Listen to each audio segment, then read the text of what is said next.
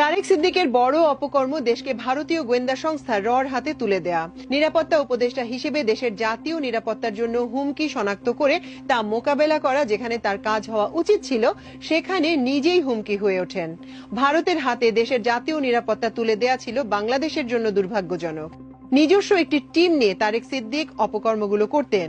এই টিমের সদস্যরা হলেন lieutenant general Mujib, lieutenant general Ziaul Hasan, major general Zobayer, সাবেক NSI DG, major general Hamid, major general Akbar Hossain, lieutenant general Mamun Khaled, lieutenant general Mollah Fazle Akbar এবং লেফটেন্যান্ট জেনারেল তাবরেজ শামস।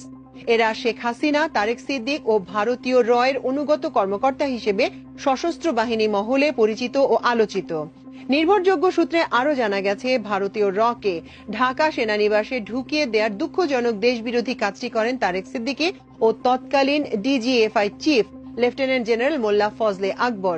সূত্র জানায়, রয়ের জন্য ডিজিএফআই এর কচুক্ষেত সদর দপ্তরের 2টি ফ্লোর অলিখিতভাবে বরাদ্দ ছিল।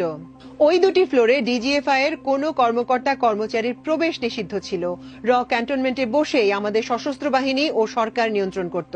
রয়ের অতি বিশ্বস্ত মানুষ হিসেবে তারেক সিদ্দিক তার 208 নম্বর বাড়িতে বসে দেশের বিরুদ্ধে বিভিন্ন ষড়যন্ত্রে মেতে থাকতেন। শেখ হাসিনাকে ক্ষমতায় রাখা, ভারতের স্বার্থ বাস্তবায়ন